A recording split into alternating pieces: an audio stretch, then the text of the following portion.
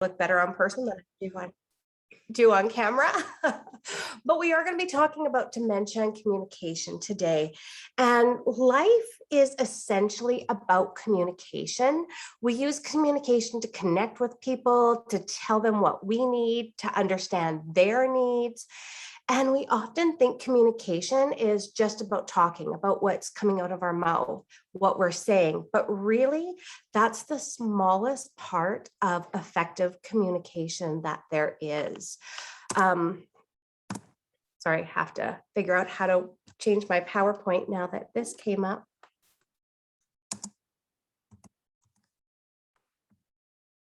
My screen is sharing, yes? There we go. Okay. Perfect. So did you know that 55% of our communication is actually our body language that we're using? So without me even saying a word, I'm going to give you 3 different facial expressions, and you can kind of let me know what they are, or you can type in the screen box, or you can chat with people that you're with. So if I came up to you and I went, what emotion am I communicating to you without even saying a word?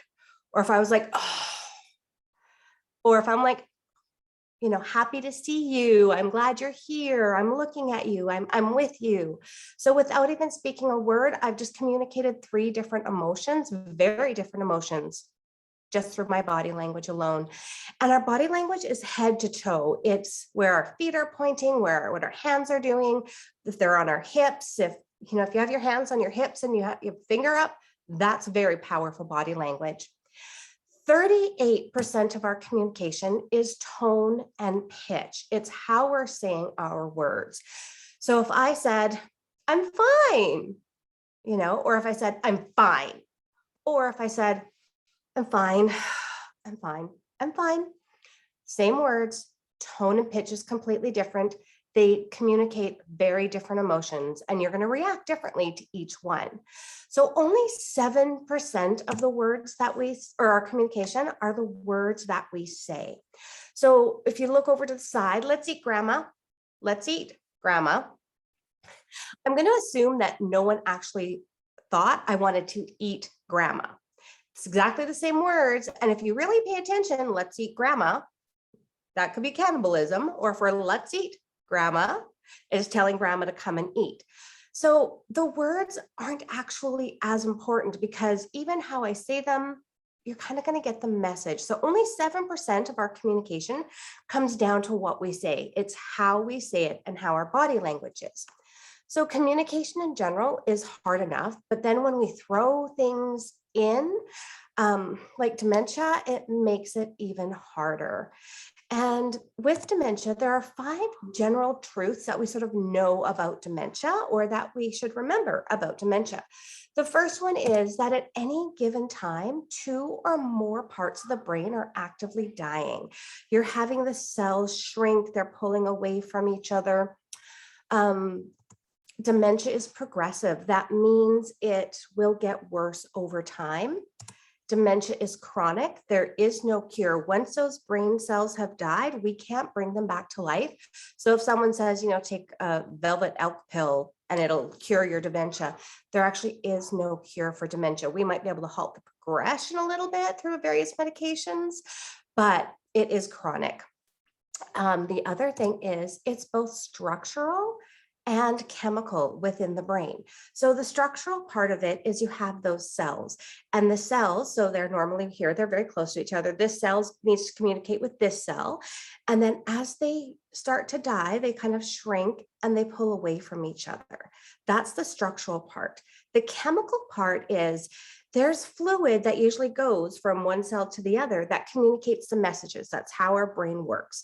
And then when you get dementia, that fluid, the chemical aspect of it changes a little bit, as well as you produce less of it. So not only do you have now these cells that have shrunk and pulled away from each other, but the fluid that's going is a little different, and it's a little less, and it has so much more space. So it might go to a cell over here. And if the message that's supposed to go to this cell ends up with this cell over here, you are going to get a completely different message. So dementia is both structural and chemical. The other thing is that dementia is also fluid. And by fluid, I mean abilities can come and go with dementia from day to day, from minute to minute, from hour to hour, from week to week. This is very challenging for caregivers because sometimes we think, God, just yesterday they were able to go to the bathroom by themselves. And today they've had 3 accidents. Like, what's going on here? They might be, are they attention seeking? What's wrong with them? Are they doing it on purpose? But it's not. It's because of that chemical aspect. They might be producing better brain fluid. They might have had a better sleep. It's going to change and it's going to go back and forth. You're going to have really good days. You're going to have really bad days. Now, also, there are extra barriers to communication when we throw in dementia. So one of the barriers that changes is vision changes. And vision, it's really important to understand how the vision changes when you have dementia. So for example, if you were to put your arms out to your side and wiggle your fingers, then slowly bring your arms in to where you can see your fingers wiggling using your peripheral vision. That it slowly goes in as we get older. So a young person might have their arms back here and can still see, whereas someone, it might be a little bit less, a little bit less, a little bit less, like this.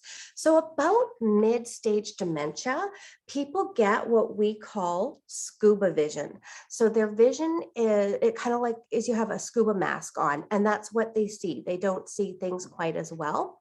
That really changes how you interpret your environment. Someone's talking to you off the side, you're not going to be able to see them. You're not going to be able to get their body language. So that's going to change.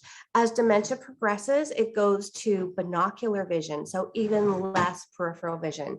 When they do that, you can see, you can focus on one thing and one thing only. You can talk to someone, or you can look down and eat a meal. You can't do two things at one time. So communication, it's really important to remember that. And then as it really progresses, you go down to monocular vision where you have, a very small line of sight. It's really important because understanding someone's visual changes that are actually occurring because of dementia. I'm just going to give you a little example here. I've enlisted my daughter as a helper. So she's going to come and sit here. Okay, and she's going to go into binocular vision. Okay, so if I'm saying she has dementia and I'm coming up and I, pop my head right in front of her, even though we practiced this, her and I, and she's done this before and she knew I would be popping in front of her. Now it changes because your peripheral vision has changed. So if I've startled her, her brain now goes into that fight, flight, or freeze mode, and she's not going to be able to hear what I'm saying, because when you go into that fight, flight, or freeze mode, your brain floods with cortisol, and you're not going to be able to process information as well. Another thing that's really going to affect things is hearing changes. Not only do we just naturally sort of lose a little bit of hearing as we age, but when you have dementia, the temporal lobes, which is where your auditory processing is you're not going to be able to comprehend words. A lot of times I have people, they're like, my hearing, it's just not working. My hearing aid isn't working. And we'll check it. Everything's working fine. The hearing aid is working fine, but they haven't been able to understand that the way their brain is processing the words they hear has also changed. So those are really major changes that are going to affect communication. Then we have the inability to comprehend, process, and most importantly, retain information when you have dementia. So you can tell someone, yep, we're going to go to the doctor's tomorrow. And even if they caught the comprehension, they might not have been able to process it and they can't retain it. So the next day when you're like, let's get ready, I told you we're going to the doctor's, and they're like, you never said anything about going to the doctor. And you're like, yes, I did. You said, yeah, I'll be ready for, and you get very frustrated. But they're not able to retain or process or even comprehend exactly what you've been saying. Another thing is they're unable to articulate. So they can't find that. What is it? The thing with there's when you're talking and there's a whole bunch of them and there's a period at the end. They can't find the word. That's the word. They have a hard time finding the word. So they start describing. Now, Everybody forgets words. That is a normal part of aging. So if you just went, oh my gosh, I do that all the time, that is normal. But it's when they cannot find the word that they actually want, or they use a different word to describe an object. Like, can I have the faddle? Please, it's not that hard. Just hand me the faddle. They're substituting words and you have no idea. You're like, what are you even talking about? And then they lose train of thought. So they're not able to follow a conversation. And I just don't mean like you go into the kitchen, you're like, what did I come in here for? Again, that's normal aging. Everyone's going to experience it. But when they lose the train of thought and they don't even end up in the kitchen, they end up outside. That's the kind of thing. They're not able to follow through. That's a big thing. So when we want to speak sensibly, we have to think about our words to convey that message or ideal. Or our idea, sorry. We have to formulate them into a sentence according to grammatical rules that we have. We have to then use our lungs, our vocal cords, and our mouth to create the different sounds that we want. There's regions in your frontal lobe, your temporal lobe, your parietal lobe that formulate what you want to say. That you use the motor cortex in your frontal lobe that enables you to actually speak the words. Most of this language-related brain activity is occurring in the left side of your brain. So when you read something, you're reading a text message or you're reading a book or reading a newspaper, the first thing you need to do is detect the words. You need to see them. So that's, goes in through your eyes. Your eyes then send messages to your occipital lobe, which is in the very back of your head. And as far as brain transmission goes, that is a long, long way. So it's a very complex process. And this involves many, many regions of the brain. So when you're detecting text, it uses optic nerves, it uses nerve bundles, it delivers signals from the eyes to the cortex, the visual cortex. If you're listening to someone who's reading out loud, then you're using your auditory cortex not far from your ears. So there's a system of regions in the brain towards the back and the middle of the brain that help you interpret the text that you're hearing. So these include things like the angular gyrus, the Wernicke's area, the insular cortex, the basal ganglia, the cerebellum. Brain imaging methods have shown us lately that there is so much more of our brain involved in language processing than we ever even thought before. So we now know that numerous regions of the brain and every major lobe in the brain is involved in our ability to produce and to comprehend language. Now, you don't actually need to know all the areas. I just simply wanted to give you an understanding of how much of your brain is involved in that communication process. So when you are communicating with someone with dementia, there are several tips that you can remember that might help you with this. And they might seem really basic, but especially if you're a caregiver and you're frustrated and you're exhausted and you just want something to be easy, remembering these few little tips might make a very big difference. The first one is use a caring attitude. So people retain their feelings and their emotions even though they might not understand exactly what's being said. So it's really important to always maintain their dignity and their self-esteem. And we want to communicate through emotions. This is very, very important. You want to be flexible and allow plenty of time for a response, because when they're taking in information, all of those parts of the brain are now trying to work extra hard and they can't process it as quickly as someone who has a brain that doesn't have cells that are shrinking. So when you're talking to someone and you want them to remember an appointment or you want to get something across, you're going to say something to them and look them in the eyes and give them 10 seconds to respond. It feels like forever. I'm going to give you a very quick example. We have a doctor's appointment tomorrow.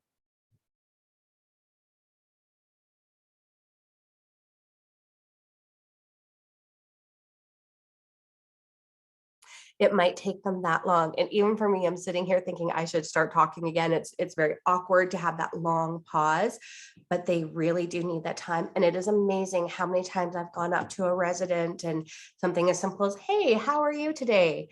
given them enough time, and about 7 seconds and they're like, I'm fine, because I gave them the time to process and respond. So it's very important for people to have that extra time. When appropriate, you can use touch to keep a person's attention, to communicate feelings of warmth and affection. You can use what we call hand under hand. I'll give you an example of that in a little bit, ways to keep people focused on you. So if you're talking to them, depending on who you are to them, you could put, your hand on their arm, you could hold their hand, just a way to gently draw their attention back to you.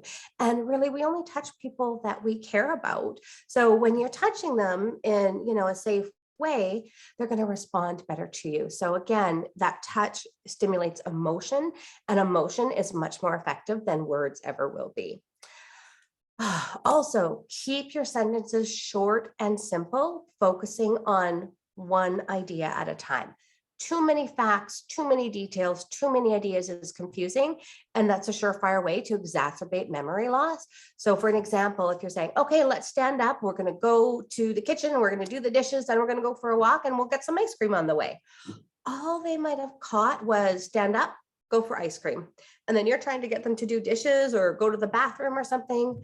They can't retain. That was 5 bits of information that we gave them. They cannot keep that information in their head. So we're going to be, okay, let's stand up. People have stood up. Let's go to the bathroom and go to the bathroom. Let's go for a walk. Okay, let's put our shoes on. So 1-step instructions, one at a time, never more than one. Also, you want to use orientating names or labels whenever you can. This is critical because even though you maybe are someone's son or daughter or spouse, or you work with them, you're their caregiver, you work with them every single day, maybe 5 or 6 times a day, you remember them, but we forget they don't necessarily remember us. Their memory, if say you're their son or daughter, they might remember you as 10 years old, as a teenager, as a young adult. They're not going to remember you as someone in their 50s. So you want to tell them, give them the information. Hi, Mom, it's your daughter, Tricia. That kind of thing. You want to do that so that you're preserving their dignity. If you're going into someone's room, you're like, hi, I'm Tricia. I'm going to do this with you today. Give them that information. Don't say, hey, do you remember me? Because that's just me. We know they have dementia. They're probably not going to remember you, or they're going to go into that socially appropriate chit chat. Oh, I remember you, even if they don't, because they don't want to hurt your feelings.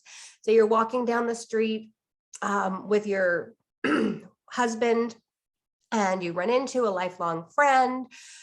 Don't just assume he knows who that person is. Give him the information. Bob, you remember Mary, right? That's a socially appropriate way of giving them the information, because then he can say, oh, I know Mary. Even if he doesn't, it gives him a way to save his dignity in a socially appropriate manner. People with dementia do remember the automatic autonomic reflexes, and part of that is conversating. So have you ever been to dinner out at a restaurant and a waiter sits or gives you your plate and says, enjoy your meal, and you go, yeah, you too, and you're like, thank you. It's just that socially appropriate chit chat. That's just sort of what popped in your mind that felt appropriate at the time. Happens a lot. I'm going to show you now a little bit of the hand under hand, how we're going to go into that touch part of things, if appropriate touch. If you're having a hard time getting to someone to connect with you, hand under hand is really great. Again, my assistant, you want to stand up, Callie? So really, you're only going to see our hands here. So normally you want to be about 6 feet apart for this. You want to be head on. You want to be looking them in the eyes. And we're going to go on social reflexes first. So I'm going to put my hand out and I'm going to give her time to respond, to process this. Now, she's putting her hand out, but I'm not going to go into a handshake because there's skill fingers and there's strength fingers. We lose skill very quickly with dementia, but we retain our strength, and she could hurt me. So instead of shaking her hand, what I'm going to do is I'm going to go kind of makes like a little butterfly, and then I'm going to wrap around. This part right here of your hand It is a pressure point. It actually releases chemicals that reduce cortisol in your brain. So what I'm doing is I'm relaxing her. I can put my hand over hers. She's going to be calm. She's given me permission to do this. And if she's not focusing on me, I'm just going to go pump, pump, just nice and gently, pump, pump. And that's going to bring her focus back to me. Thank you, Callie. So hand under hand can be an effective way of keeping someone focused on you while you're trying to communicate with them. If you want more information on that, go ahead, Google Teepa Snow, hand under hand. She does an amazing explanation of what hand under hand is, why it works, and how to do it. I just showed it briefly for you here. In another presentation coming up, we do go into that a little bit more, but that's not today's focus. So then we have body language. So body language is important. We might need to use, hand gestures, facial expressions to make ourselves understood. That's because in different parts of our brain retain different skills. The right side is more of how we interpret people, and the left side is our actual language part of things. So using hand gestures, you're working with a side of the brain that's a little bit stronger. Dementia affects the left side of the brain much more quickly and much more devastatingly than it does the right. So people will lose language skills before they lose sort of that rhythm, that reading people ability. So facial expressions, very, very important. Pointing or demonstrating. If you want someone to take a drink of water, you're trying to get them to take a drink, you're going to come, you're going to approach them from the front. Remember, peripheral vision, always come directly on, start about 6 feet away, and you're going to be bringing a glass of water for you and for them. And you're going to go up and you're going to use one word, drink. And you're like, drink. You're going to show them, you're going to demonstrate. Drink, hand them the glass. After you have shown them and not just said, hey, Mary, are you thirsty today? Do you want something to drink? Too much, too many words, too much for them to process. All they're getting is drinking the glass. Okay, I'll take it out and drink. You can get people to drink a lot more, and dehydration is really always a big, big problem with someone with dementia because they're not understanding the words that we're saying to them. So give them the example. You want them to brush their teeth? Give them, show them, demonstrate how to brush their teeth. Remember to approach from the front. Again, the peripheral vision. Smile. Smile can communicate so much more. When you smile at someone, if you smile at a stranger, like, oh, they're friendly, you automatically see them as someone who's nice. That's what your brain is going to tell you. If they're smiling, they're nice. So when you're approaching someone, make sure that you smile. And it sounds really simple. Not everybody is a smiler. For me, I'm a natural smiler. That is my go-to facial expression. So I'm kind of often always smiling. If I'm not smiling, something's wrong. But for some people, it's hard. So you might have to practice smiling a little bit. Or when you go up, smile, a wink, something. Just show them that you're friendly and you're safe, especially if they're having a hard time recognizing you. Make sure the environment is free from distractions. So no competing noises, such as the TV being on, the radio being on, dogs barking. If you're in a facility and you're in someone's room, just think of all the noises that could be going on in the hallway. There could be people talking, there could be bells ringing, there could be beeping, there could be phones ringing. All of those things are going to take the person's focus off of you, and you want to keep their focus off on you. And again, make eye contact with that person. You want to make sure you're looking directly in their eyes. When you're looking at someone, they feel it's sort of an automatic autonomic reflex to maintain that eye contact and focus on you. How often when you're talking to a child, you get right down on their level and you make eye contact with them. You can even hold their face and you're like, look at me, Jenny. You want to make that eye contact. We want to make that eye contact in a socially appropriate, age appropriate kind of way with our residents too. Other things you might want to remember is maintain regular routines. Really important.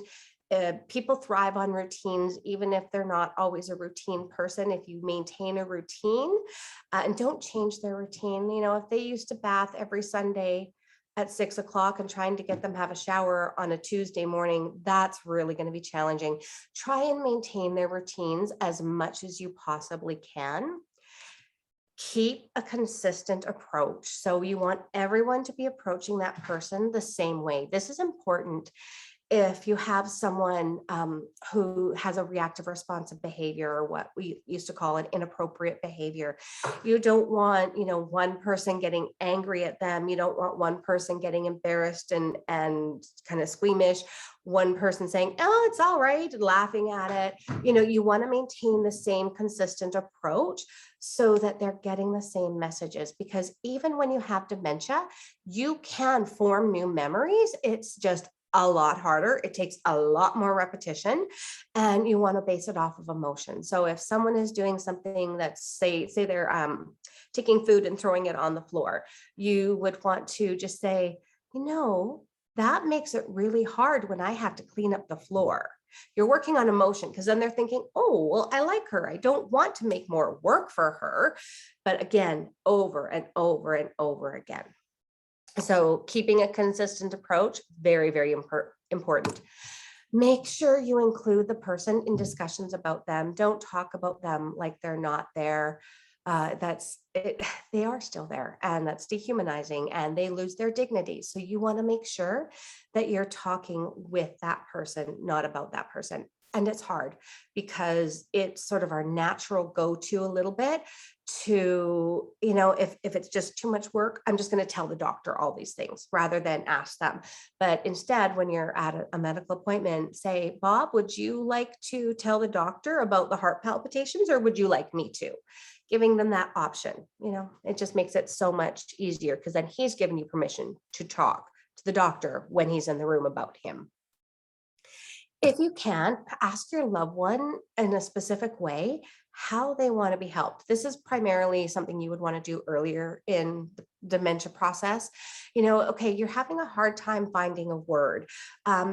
Would you like me to give you the word, or do you want me to wait until you found the word? Knowing what they're going to respond to is really, really important. And again, like I said before, later in the disease, use mostly hand gestures, visual cues, pointing to an object, drink, that kind of thing. There are definitely things you never want to do when you're communicating with someone who has dementia. The very first thing that you never, ever want to do is argue with them. That is just going to create a whirlwind of problems for you. This is how what we describe as living their reality. When we live their reality, we want to visualize or try and understand what they are thinking, what they are hearing, what they are seeing, because for them, that is the absolute truth. If you tell them, "No, you're wrong," they're going to be like, "I am not wrong. I am an adult. I know what I've just seen. I know what I feel. I know what I need." And then all of a sudden you become this crazy person who's trying to distort their view. Like, what's wrong with you? So never, ever argue with them. Years ago, when I had first started in one of my first jobs, I was at a supportive living facility. And 23 years ago, when I was in school, Alzheimer's and dementia was talked a lot about memory loss, not about the reactive responsive behaviors like we're understanding it's a lot more about now. So this one lady, very sweet, loving lady, she was wandering around, and I'm like, "Oh, are you looking for something?" Because she's moving questions. She's like, "I can't find my keys. I've lost them." I'm like, "Oh, okay. Well, no problem. We're going to find them. If I find them, I'll bring them to you." So I was searching. A couple hours later, I did find her keys. So I went up to her room and I'm like, "Look, I found your keys," thinking she's going to be so happy with me. She wasn't. She was furious because I stole her keys. She's like, "You stole them." And I was so taken aback, and I was young and I was new, and I hadn't had all the experience that I have had in the last 23 years. And so my initial response was, I didn't steal your keys. I found them for you. You asked me to help you look for them. And she looks at me like dead in the eye and she's like, you stole them. I saw you come in my room. I knew you were looking for something. I was so worried. I was so worried that, the people at work would think I actually did go in her room and steal her keys. I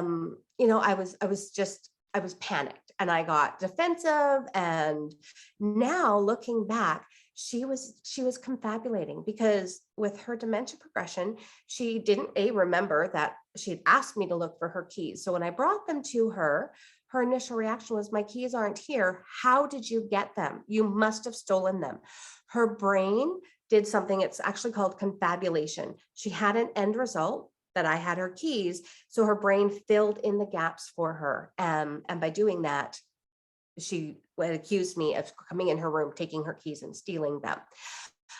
She would have passed a lie detector test. She would have 100% passed that lie detector test because she truly believed I'd stolen her keys. Much better response would have been for me just to say something like, I'm very, very sorry. And just sort of walk away, let her deal with that, not be, not get defensive, because that's going to happen a lot. People are going to do that. Another thing you don't want to do is order a person around, because first off, when someone orders you around, what's your initial reaction? Like, go to the bathroom. You need to have a shower. You need to get dressed. You need to go to bed. We get our hackles up. We get a little bit defensive. We get a little bit resentful.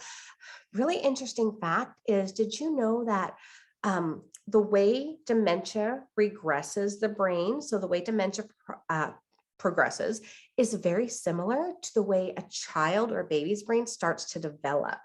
So they're going to lose skills the same way or a similar way as a child would develop those skills. Now, we never want to treat an adult or a person living with dementia like a child. They're an adult. They deserve that dignity. They deserve that respect. But just understanding that they will lose those skills, and that we never look at a child and think, oh, well, they can't do this. Instead, we look at a child and we're like, look what they can do now. We want to have that same fulfillment by what someone who's living with dementia has as well. Don't tell the person what they can't do. So don't think of chickens. I'm going to guess that the very first thing you thought of when I said don't think of chickens was a chicken. I remember when I was about 5 or so, my mom, she had told me, if you're outside and there's a pole and it's freezing out, never, ever, ever stick your tongue on that pole.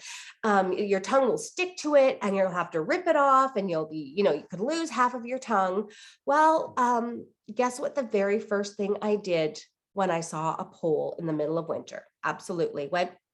Stuck my tongue right to the pole. My tongue really did stick to it, really did have to pull it off. I, to this day, couldn't tell you why, even though she said, don't stick your tongue to a pole, I still wanted to do it. It's just something about the way our brain works. Tell someone they can't do something, a lot of them want to do it. So when you're working with someone with dementia, never tell them they can't do that. Instead, give them options of what they can do. Focus on what they can do.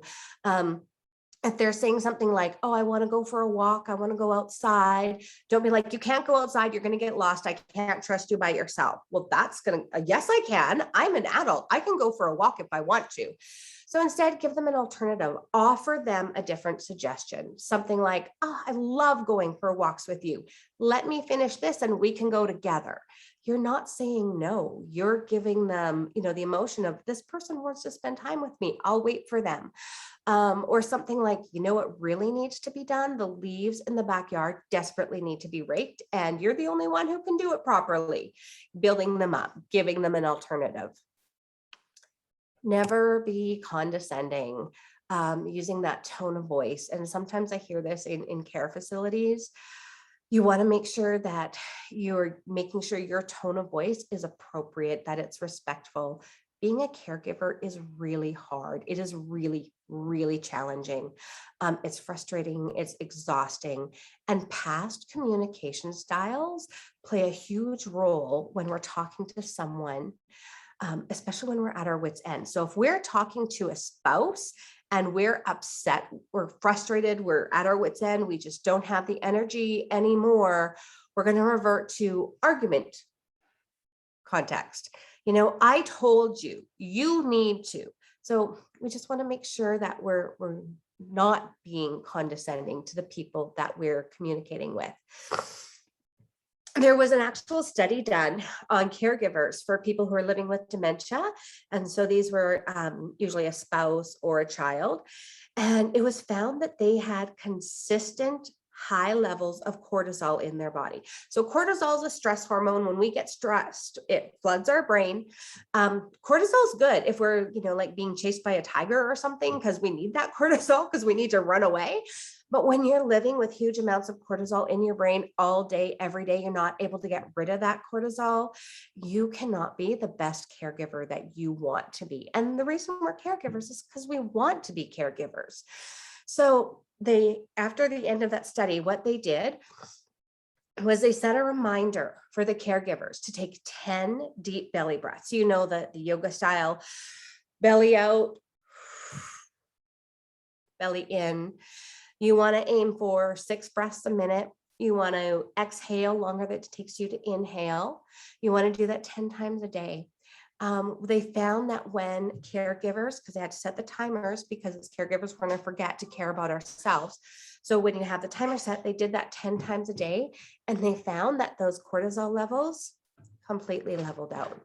So when we feel we're getting stressed, when we want to be, a little bit condescending, that kind of thing, make sure that you are taking those deep, relaxing breaths. It will physically reset your brain. It's very, very important. Make sure you ask them questions, but not questions that rely on really good memory skills. So, you want to give them information instead of making them recall information. So never say, "Hey, Mom, do you remember me? Mary, do you remember me?" Maybe should I remember them? Why can't I remember you? You look familiar. Don't do that. That's just mean. Or even worse yet, "Hey, Mom, which one am I?" That's just cruel. We want to give them information. Never, ever ask for it. "Hi, Mom, it's Trish. Hi, Dad, it's Jack." Give them that information. Don't set yourself up for failure. Don't set them up for failure. Never rush them for an answer. Give them that 10 seconds that we talked about earlier, that full 10 seconds to respond. Eye contact, smiling. Don't make them feel pressured. Make sure that you are giving them, never rush them for information. Please refrain from quizzing a person with dementia. And I see this a lot. "Oh, do you know where you are? Do you know who I am?" This approach causes a lot of stress. You're going to flood the brain with cortisol, that fight, flight, or fright, and then they're not going to be able to communicate. You're literally causing them to freeze with anxiety. Give them the information. Don't quiz them. Don't ask open-ended questions. This is really difficult. So if I asked you, "Oh, what would you like to drink from Starbucks?"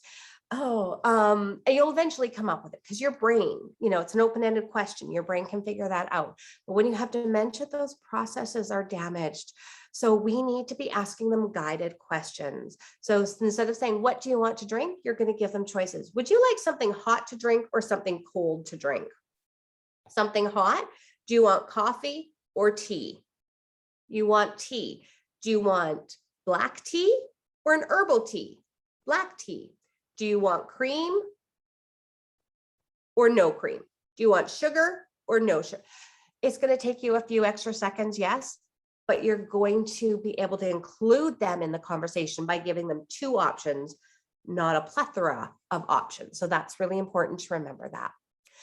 Then we want to validate people. It's validation therapy. You can look that up a little bit more, but way back again, when I first started, it was a lot of reality orientating. "No, you live here now. No, you can't go home. You live here now. No, all your stuff is here. Your house has been sold." We don't want to do that anymore. We realize that this is their reality. We have to meet them where they're at. So validation therapy teaches rather than trying to bring the person with dementia back to our reality, which is never going to happen. It is more important to positively enter their reality. This way, you can develop empathy with the person, you can build trust and a sense of security, reduces anxiety both for you and for them, which is really important. For example, if a person with dementia is waiting for her children to get off the bus, or she's frantic, I need to get home, I need to pick up my kids. You don't say, oh, your kids graduated school. They're 60 years old. You're 86. How old do you think your kids are? Why would you think they're in school? No, you don't need to go. Instead, you want to validate her feelings because she's expressing something to you. So, you want to ask her questions. Oh, how old are your children? How many children do you have? Do you have boys or girls or some of each? What are your children's names? Are they in any activities? What do you want? What do you like to cook for them? Discuss her emotions. A lot of times, just after talking with someone, about their children or about their home, when they're, I want to go home, by talking about it and giving them a chance to express that emotion, they can move past that. And suddenly they've almost sort of orientated themselves a little bit and that anxiety is gone. So just keep asking them questions. Questions are wonderful about their emotion. Then there is music. Music is something I use almost daily when I'm at work because music is amazing and it can be used by anyone at any time. I have Spotify on my phone and I can develop different playlists for different residents. Of course, my daughter has her own playlists. Everyone likes a different kind of music. All you have to do is kind of start at the beginning and develop a playlist for people. Learn what their likes are, what their dislikes in music are. It's really interesting because dementia affects the left side of the brain much more devastatingly than it does the right. Left is logic. It's our language. The right is our rhythm. It's our music. It's our prayer. It's poetry. The right side, and the fact that someone with dementia often retains the right much longer, it's a gift for us. So we want to use that, and we can use that to embrace their quality of life. That's why someone who has dementia, even though they're completely nonverbal, they might be able to sing a song from beginning to end. They can answer things like an apple a day. How many of you just said keeps the doctor away? Once bitten, twice shy. The Lord is my Bible verses. Mary had a, or you are my. A lot of people know that song. They recall that from the right side of their brain. So even though they can't have a logical conversation, they can get those kinds of things out. Another thing that's really interesting is once you've stimulated the right side of the brain and you sort of get the juices flowing, sometimes the left side of the brain will work even better. With this pandemic, we've had to do a lot of really creative thinking when it comes to various therapies that we do. And I remember one of the SLPs that I was working with, he's like, hey, Trish, I have to do a swallowing assessment on this one resident. She's completely nonverbal. And there was a lot of reactive response behaviors. It's very hard to keep her focused, very hard to keep her sitting down for an entire meal. He was at a different site. We had to do it over video, didn't know how she was going to react with the video player going on. So I'm like, yep, I can absolutely do that for you. Set it all up. Went and I spent about an hour with her. And now I had worked a lot with this resident and I had her playlist down pat. We were singing, we were laughing, we were smiling. So then when it came time to do the assessment, she walked with me to the dining table, sat down, ate her food, did everything I asked her that the SLP was asking me to get her to do. And then when she was done, she was up and she left. And it was kind of funny because he's like, I've assessed her before and it's never been this easy. So I said, it's because I sat with her for an hour before and we listened to music and I got that sort of right side nice and prime. So when she was asked to do certain tasks, she was in a more agreeable mood, and also she had a little bit more cognition on the left side because of the music therapy that we had been doing with her. So music therapy, we would can use it for everything, for toileting, for dressing, for bathing, for any sorts of challenges. So you want to start off knowing what a person likes musically. You don't know the person, it's going to be a little bit of trial and error. Needs to be a very positive experience for that person. So knowing that a person's primary sort of emotional attachment to music generally happens between the ages of 15 and the ages of 25. So you want to focus of music that was played in that general era. So if you have no idea what they're going to like, you're going to have to use a lot of trial and error. Play different things for them. Oh, sorry.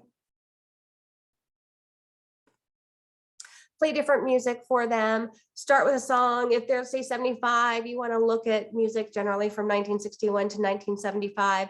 Pick the top hits of the time, see how they're reacting.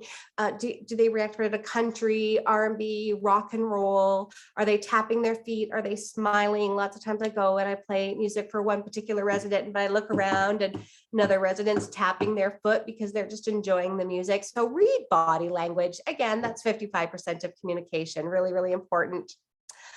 Reminiscing and dementia. Reminiscing is an amazing tool. Again, memories in the right side of the brain, emotion in the right side of the brain, rhythm in the right side of the brain. You'll see a lot of reminiscing happening in recreation departments.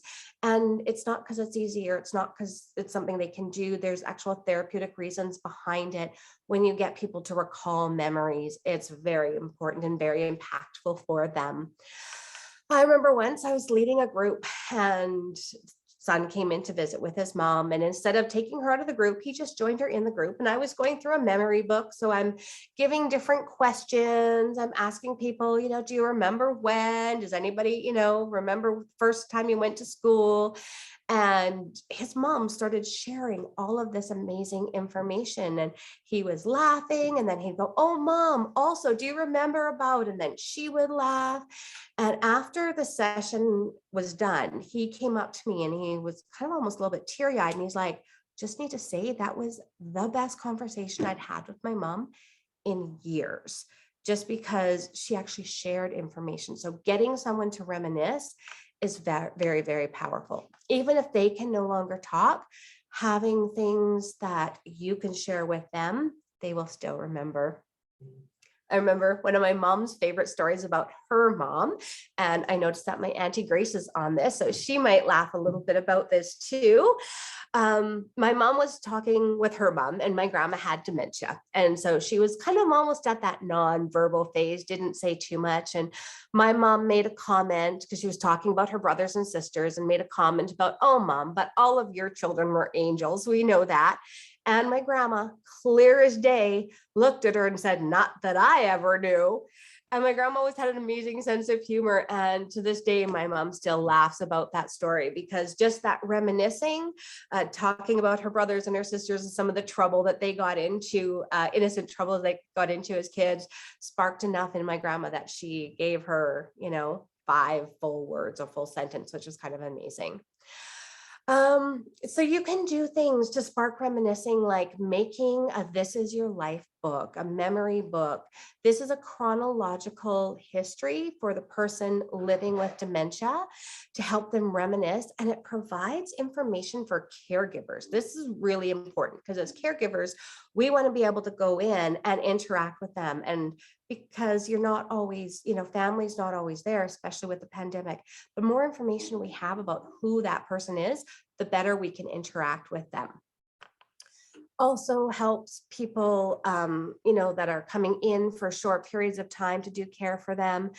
You want to include things like letters, postcards, certificates, different memorabilia. A large photo album works great for this.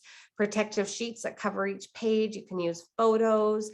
Label the photos. This is really, really important because a lot of times I have these beautiful, beautiful albums and they're done up lovely, but I can't help this person reminisce because I have no names, I have no context, and I can't exactly ask them, oh, who's this? Because they're going to look at me like, I don't know. I want to say, oh, this is your sister Jane. I want to be able to bring that to their attention and encourage their memory. I love bringing photo albums out. I just need more information when we do things like that. Keep the pages clean and simple. This is really, really important because if it's too cluttered, they're not going to be able to focus. So if one topic per page, and only 2 or 3 photos on the page. Don't sort of fill it up with a giant collage. They're not going to be able to focus on that. Collages, really, really hard. Include life reflections, important, funny, proud moments, lifelong habits that they've always had. And don't forget to include this historical landmarks. So marriages, births, major life events, they lived through the war years, any sports accomplishments. It doesn't even have to be their sport accomplishment. If they rooted for a team and they won the World Series and they were at that game, write about that. Pictures don't even have to be specifically of them. It could just be of some of, their team winning that World Series. That's kind of what's really important. Immigration stories. I love hearing how people came to Canada. It is amazing what some people have gone through just to be here. And I love hearing those stories. Another book that you can do for them is the My Life Story book. In this, you want to look at life reflections. This section is definitely explored in conversations. So I am, I was, I did. Those are important things that you're going to want to ask them. This is a process. It's not something you're going to put together. It's going to be put together through a lot of different conversations with them. My family, my home, finding out who their friends were when they were younger. Pets are also really important in this. Some people are very attached to their dog or their cat or their horse or their goat or their chicken. Whatever their amazing pet was, make sure you have things in there. Find out from them, what is your favorite memory of time you spent with your mom, with your dad, with your children, those sorts of things. Special memories of home. Home has a lot of different meanings for someone who has dementia. Home can be where they grew up. Home can be where they raised their family. Home can be where they live now or where they lived right before they moved into a facility. So home is different. When you find out, ask them about their home, you're going to know what area of time they're living in. Also, include a section on how to help me in everyday life. This is going to be great for communication because you know what? Different people want to be helped in very different ways. My personal preferences with helping me with personal care is huge. Do I want someone to help me bathe or do I just want someone to sort of stand to the side and let me do it myself? What position do I like to sleep in? If you put me on my back, I'm never going to fall asleep. I'm a side sleeper. So we need to know all of these little things about and for people. What do I like talking about? What do I hate talking about? What do I hate talking about? Something happy, something really joyful, that kind of thing. I like it when others ask me for help, when others ask me advice. Some people love giving advice. You're really going to want to, ask advice for them all day long. Oh, what looks better here? What would you do? Just ask. What makes me comfortable? This is really important because comfort is a huge, huge thing for reactive responsive behaviors. What makes someone comfortable? What gives you pleasure? Sensory is really important. Do you like a light room? Do you like a dark room? Do you like to be warm? Do you like to be cold? Are you at the stage of your disease where you want to touch all the time? Are there things for you to touch, appropriate things where you're not going to get hurt? Those kinds of things. What do I like to do? When I'm upset, oh, everyone needs this one. When I'm upset, I respond well too, because people everyone gets upset. People living with dementia, get upset faster and more frequently, even if they never used to be that person. So we want to know ahead of time how they respond to certain things so that when they're upset, we can communicate effectively with them. And things that I look forward to, even if I have dementia, I still have hopes and dreams. I still look forward to things, traditions, holidays, seasons. What did I always celebrate? Hanukkah, Easter, Christmas, winter solstice, whatever it is that people like to celebrate, my anniversary, those things are important. Things I want to see, things I hope to do. I always wished, because you know what? Maybe I always wished I hiked Mount Everest. Well, maybe someone who hiked Mount Everest and they can come in and they can tell them all about it, and things I would like to do still. When you get the PowerPoint presentation, there's a link right here that will take you and walk you through making these books for people so that you can almost just print them out. It's a wonderful, very, very helpful link. There's also a set of conversation cards. Sometimes it's hard when we're just trying to sit and talk with someone. How are we going to get them to talk? What am I going to say? Because you just pull a blank because it's a little bit stressful situation. These are wonderful cards. I just compiled them from a whole bunch of different lists that I've been using over the years. You can print them up, you can cut them out, you can put them on a key ring. That's what we do at my office. We all have a key ring, especially for our therapy assistants. So when you're trying to start a conversation, and there's several pages of these, so things like, where did you live when you were growing up? What was the house you grew up in like? And they're going to be like, it was white. Oh, then you're going to start, was it a 1-story house or a 2-story house? Or, what were your brothers like? Oh, they were jerks. Or, oh, my oldest brother was amazing. Just stimulate that emotion, stimulate conversation. You can print them out, give them to people, give them to other caregivers, leave them in their room. And then there's ways that people will respond to communication through our love languages. If anybody has ever read Gary Chapman and the 5 Love Languages, I found this book written by Gary Chapman, Keeping Love Alive as Memories Fade. It is my absolute favorite book because it's using the 5 love languages to communicate with people and understanding how they are still communicating with us, because people who are living with dementia, they want to communicate with you as well. And so sometimes it's up to us to recognize how they're keeping it. So just a brief synopsis of the 5 love languages. The first one is acts of service. Acts of service is the giving of time, doing things for you, doing the dishes. There's a story in the book where this one lady, her act of service her whole life was washing dishes. She took care of her family. She did all the dishwashing. They went out to a restaurant, and after supper she got up and started clearing the dishes from the restaurant table and wanted to take them back and wash them. That's still her communicating, I still love you. This is my act of service for you. When you're sitting down with someone who has dementia and they're eating and they offer you their food, oh, have a bite. It's them giving of themselves. They don't have a lot to give you. So when they offer you something, that's their way of saying, I appreciate you. I love you. I want you to join me. And then there's the act of gift giving. I'm not talking about great, big, huge, expensive gifts. I'm talking about the little tiny things. Anything can be presented as a gift. Look, Mom, I found a house coat. It's so soft. It feels like a hug when you put it on. Or I bought you this, pair of socks. It reminds me of the slippers that Dad got you for Christmas when I was little, and you wore them until they wore out. Anything could be presented as gift. Your meal. Look, I've made, I have your favorite chicken for lunch today. It can be presented as a gift. Then there's physical touch. Babies actually have failure to thrive if they're not touched enough, if they're not hugged, if they're not loved. Seniors can have the exact same thing. They can have failure to thrive. And as we get older, we get touched less and less. It's just clinical touching, personal care, personal hygiene, get in, get out, that kind of thing. So make sure you take the time. It's a hand on a shoulder. If you're brushing their hair, maybe a little bit of a scalp massage. Had this one lady, she was sitting with me, And she stepped beside me and reached over, and I started, just sort of playing with her back, because I'm a natural, physical touch is my natural go-to for love language.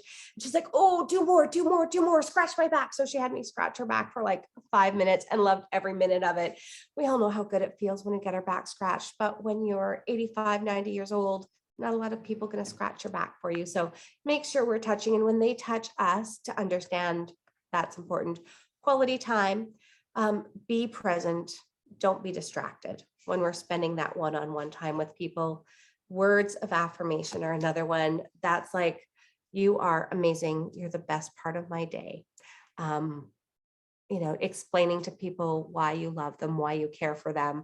I tell a lot of residents when I leave, oh, goodbye. Thank you so much. I enjoyed this time with you. I love you, because I do. Because I love every resident that I get to work with. So that's a big thing. Words of affirmation. You did a great job. Thank you. I couldn't have done this without you.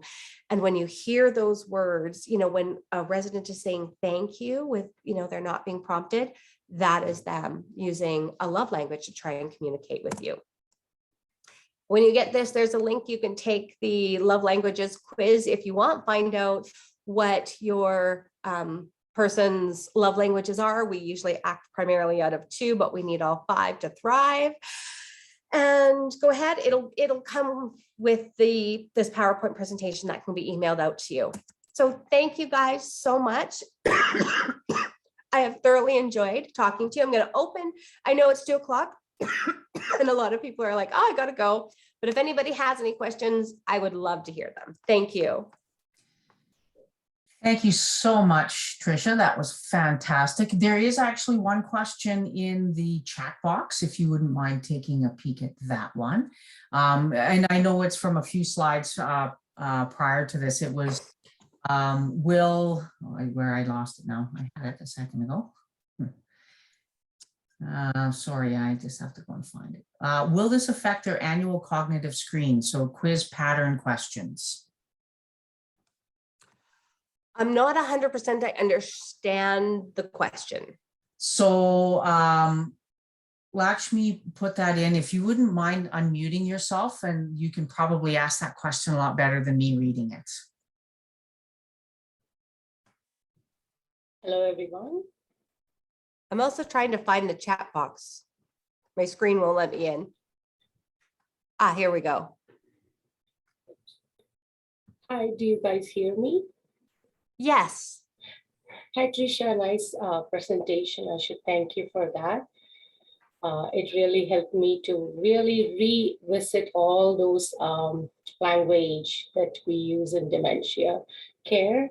I just had a question. Like, I do remember when you were talking about like asking questions could be a little hard on them, like quiz pattern questions, right? So I was wondering, like, so many screening questionnaires are all going to be like question based, and we cannot even help them with any cueing, and we just are not mean to them, but we just say, hey, I cannot help you, but you need to really focus and like get all the information, and then you have to like give the answer, right? So I was just wondering, like, those screens can be invalid if this is going to make them like have that stress while answering, right?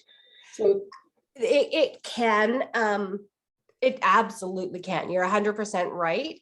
I mean, I even think about, when my daughter, who's 12, is getting stressed about taking a test the next day at school. She might know all that information, but just the fact that she's going through a test, or the fact that you're being screened, it causes, again, that cortisol to flood your brain, and you're not able to get rid of it and relax and give the right answers. So it can definitely skew the results. Unfortunately, there's not a lot of great screening out there. So, I mean, I guess we have to use what we have. And that's sort of my thought on it. Just sort of work the best we can when we're using the screening tools, and know that they can be, skewed just by the situation. I think that's right. We have to manage with what we have. Probably we can develop some tools in the future. Right? Yeah. Okay, thank you. Thank you for that. Before I go on to the other questions that are in the chat box, I wanted to let you know that yes, I will be emailing the PowerPoint and the cue cards out. But I did notice with some of our participants that you haven't been registered. So I'm going to put my email address in the box. So if you can let me know, because again, that would be the only way I can send out the information to you is if I have actually have you registered with FCSS, but you can do that through me. So the next question is with Carmen. Do you recommend playing music at mealtime, or is this a distraction? No, for most people, I found that it's very helpful. A lot of time, I always say we focus so much on how people eat in like a care facility and what they eat. You know, their diet is very guided. If it's minced, if it's pureed, but we don't spend a lot of time thinking about the environment and where they're eating. Music is amazing. And there's general music that almost everybody likes. If you find it's distracting or upsetting, then you can always turn it off, right? Trial and error. If you try something and it's working, go for it. If you try something and it's not working, just change it. There's not going to be any permanent damage by playing music at one meal time if they're not going to like it. But yes, I always think there should be music.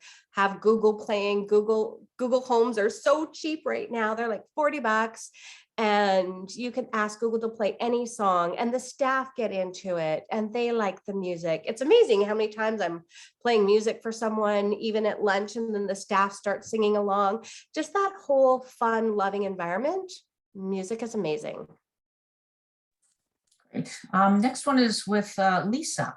We have a resident who will frequently say, I want to go home, and get weepy, and attempts to enter her reality, talk to her about home, family, or ask what she's missing have not helped pull her out of that. Any other suggestions on how we can help her get to a content emotional place when she is so fixated on wanting to go home? And this happens a lot. And, you know, the one thing I always say is I can give as much information as I have. And there still will be some people that unfortunately it's not going to relax or soothe them. One of the first things I do when I have a resident that's like, I want to go home, and they're upset, I ask them, is there something you need to do at home, or do you just want to be there? Because what I'm trying to do is find that unmet need for them, why they're needing to go home. So is there something they have to do? I had one lady who kept yelling out, take me home, take me home. I said, you know, is there something you need to do there? You just want to be there. And she goes, I don't know, but if we pass a bathroom on the way, we're going to stop. So immediately I knew that she was calling out because she had to go to the bathroom at that certain time. If they just want to be there, then I know that it's probably comfort is their unmet need. So I might be talking to family and finding out, you know, what things comfort your mom. Are there things that you can bring from her home that might help that I can bring out? A lot of times if someone's, you know, I need to go home, I'll sort of walk with them and we'll go into their room and I'll start pointing out objects that have obvious emotional attachment. So I can tell if, you know, it's a painting. Did you paint this? And then they'll start talking about the painting. And sometimes it's just doing whatever we can to offer comfort.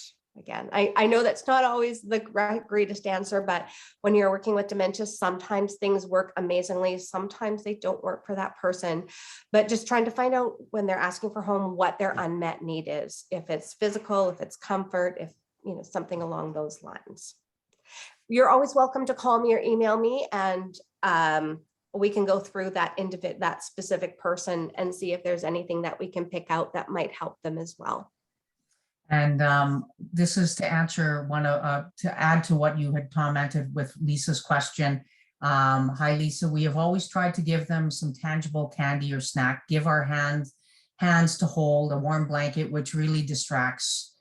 She usually gets distracted, but on some occasions, yes, it is really hard to divert. Yeah. Yeah. Sometimes it's just that comfort of needing to be with another person. If anyone else has any questions, you actually are more than welcome to unmute yourself to ask that question as well. Or if you're more comfortable having me read it, that works as well. And yes, there will be a recorded version of this. I am recording each week.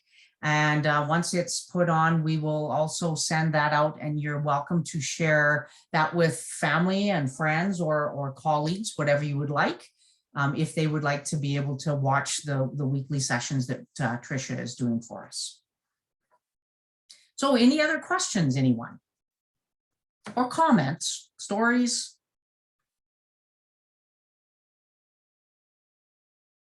I'm trying to give the 10 seconds, but this uncomfortable silence. It is. It's very hard. Hi, Ellen and Tricia, it's Lisa. I have a group with me here in the library in Drumheller, and we were wondering if they are not at the stage where they're recognizing they're having issues yet. yeah, they're wondering if they're not at the stage, or they're not at the stage where they're recognizing that they have issues or not accepting yet. Very interesting. I'm not quite sure what you're asking, or like how to communicate with them. Yes, how to communicate in that Okay. situation. Yes, thank you. It's going to be really, really hard because they're not, the problem in their mind is you, it's not them. So when you have, say, 5 people who are early stage dementia, you're going to have 2 people that have, you're going to have 3 people that have no clue what's going on whatsoever. They're completely oblivious to that.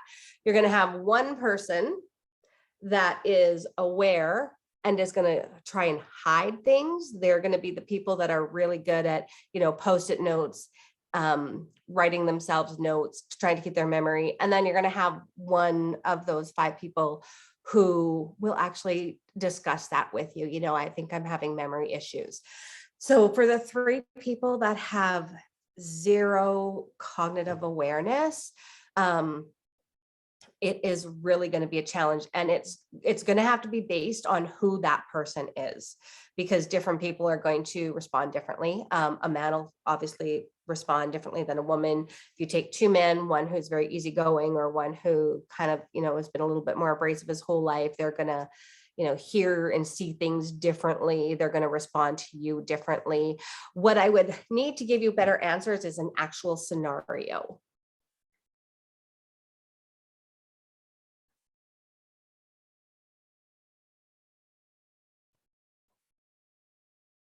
Why?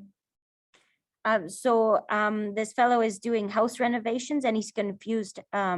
He's confused about Why in the middle of the job? why in the middle of the job His house is torn apart. his house is kind of drawn apart. Okay, is he physically doing the house renovations, or someone else is doing it and he's having a hard time understanding? He's helping, He's helping. but they'll take down, say, the siding and take down the mailbox, and then he'll put the mailbox back up. And then they have to take the mailbox off again and then put up the paper wrap. And then he puts the mailbox back up again. Like the mailbox goes here. Like, why do you keep taking the mailbox up? The mailbox has to go on my house. Can you hear her, Trish? I'm catching little words. Okay, Little bit. so So go ahead. okay, if I'm hearing her right, so something like with the mailbox, they take the mailbox off and then he keeps putting it back on. Okay. Who is this causing an issue for? He doesn't understand why they keep moving his mailbox. The Why fa- they keep taking it away. The fellow doesn't understand why they keep taking his mailbox away when they're working Okay. on the renovation. So he's taken Okay. to hiding it. So sorry, He's taken to hiding it. he's taken to hiding it. Okay, so very classic, right? Because he doesn't know why people are stealing his mailbox. So he's going to start hiding things from them so that it doesn't get stolen again and they don't take it down. He's never actually probably going to realize that it's because of house renovations. So if he had someone that was there with him, they would be able to guide him, but they'd have to be there with him all the time. Does he live alone? Yes. Okay, he's living alone. Is there somewhere like he could go and stay while they're doing the renovations? He wouldn't be. No, he wouldn't be able to. Okay.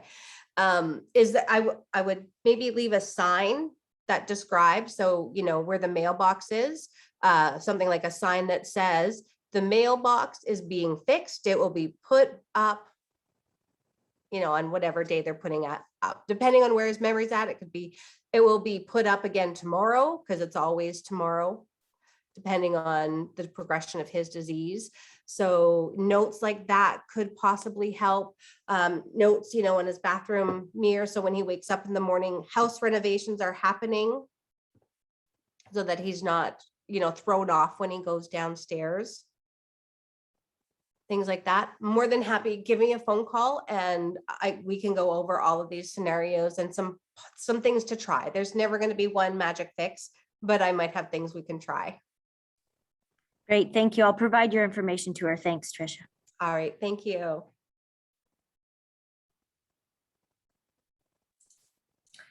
Any other questions?